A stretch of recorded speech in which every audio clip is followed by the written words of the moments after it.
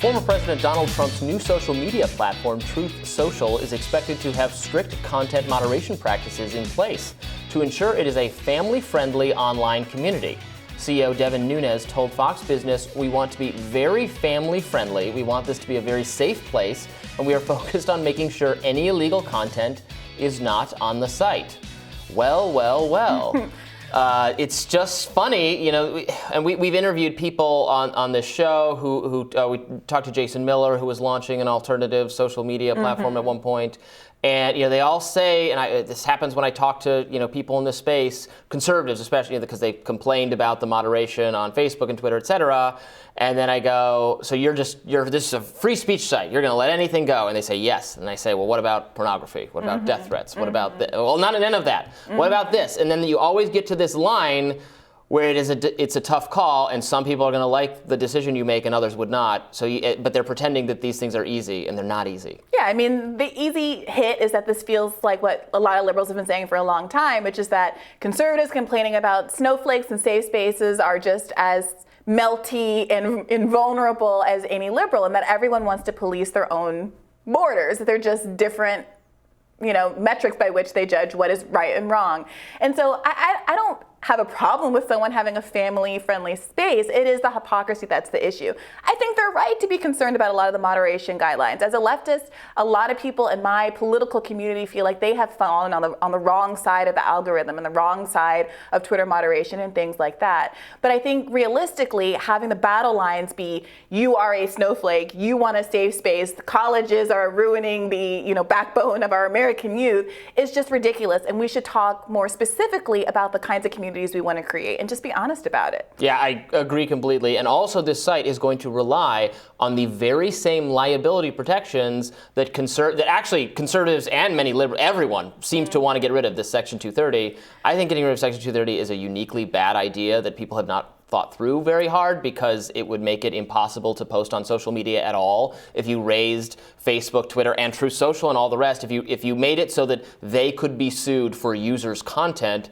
they wouldn't let users post at will, or they would only let verified users post. Yeah, and what ends up happening is that the larger outlets like Facebook and Twitter that have the infrastructure and the money to pay for people to do content 100%. Moderation, they can survive a hit like that. But smaller sites, blogs, individually run sites, they have no ability to hire thousands and thousands of staffers sitting in some, low-paid country that can sit there and scroll through all of that information every day, and it will take them right out the running. It's anti-competitive. Yeah. The comment section on your favorite website or blog, it doesn't have to be a site with an explicitly speech-driven mission. If it's a comment site, it's the same thing. So, I have no problem with.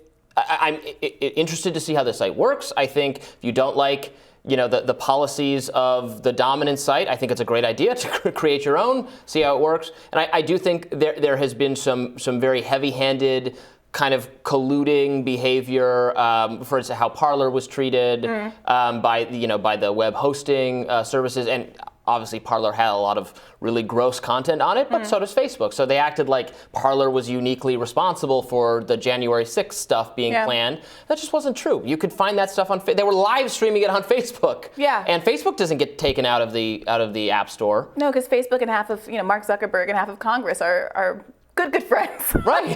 Well, he's got to be. They've got to become friends after the number of times they've hauled him before to answer ridiculous questions that they don't even understand. Like they being the Congress doesn't even understand the first thing about how these platforms work and like what the technology is. Right. I think it has to make even the most pro-regulation person a little skittish about. Well, these people really don't know what they're doing. Maybe their staff does. Maybe the bureaucrats behind the scenes, but the Congress people don't understand it. The Congress people certainly don't. To me, they're ancient, they're old people. As a liberal, it's a real concern just because it reflects the lack of chronological diversity in Congress. Democrats in particular, we have a bunch of folks who are 70 and 80 years old and AOC, and there's very few Gen Xers among our ranks. Yeah.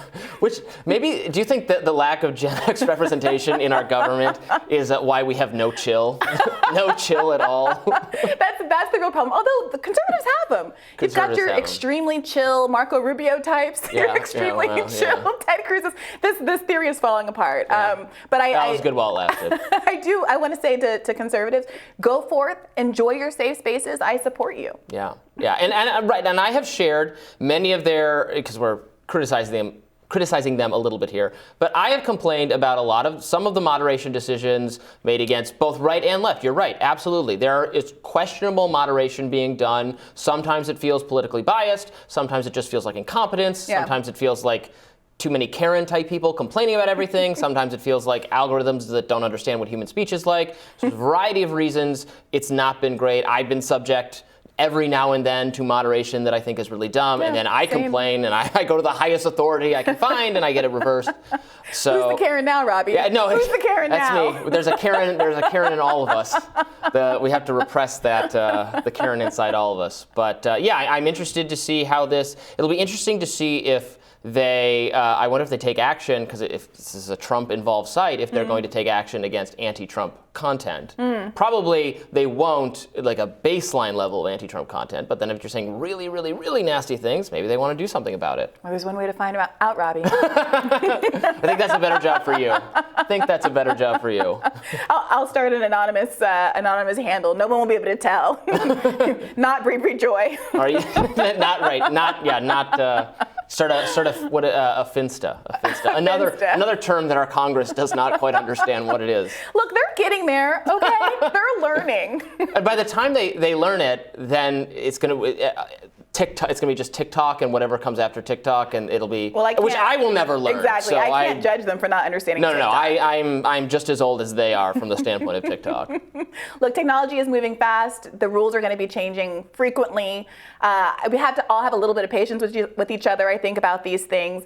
But I'm really heartened to hear that we're having these conversations. I think, in fact, because so much of the censorship and the policy making is affecting different extreme spectrums of the political scale, we are having a more robust conversation about this and are being more clear-eyed than we have in years past. So I'm looking forward to seeing what happens here. I think that's true, but the only other thing I want to add with it is that I'm very online, you're pretty online. Like, we care a lot about social media moderation policies. Our members of Congress absolutely care. They're not doing a lot about it, but they care. They talk about it constantly.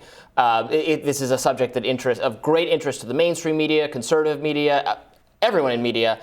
And part of me wanted, do regular people care that much? Is this even like a top, you probably have more insight into this than I do. Is this like a top concern of vote? Like, it's inflation, it's the education system, and it's all the things progressive people and working people are worried about, minimum wage, all that stuff. Probably low on the list. Like, there are huge swaths of the country that don't have internet, that don't have broadband. Don't have internet at all.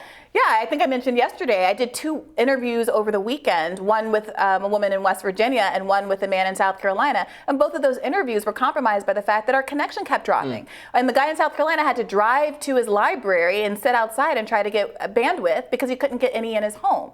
This is the country that we're living in. We've had a year of arguing about infrastructure issues, and still no one's really pointing to the fact that so much of this country, as kids are trying to struggle with remote learning, as people are working from home, doesn't even have the internet. So yes, I agree, it's not necessarily the priority, but culturally, I think the issue is that people feel like there's a boot on their neck. They're feeling like their politics aren't being reflected on the TV screen, in corporate media, by the political establishment. And the fact that on top of that, there is the perception that the people who agree with them are being censored, I think really does light the fire underneath the kind of political pot that's boiling right now. So see if the bubble's over. I agree, good points.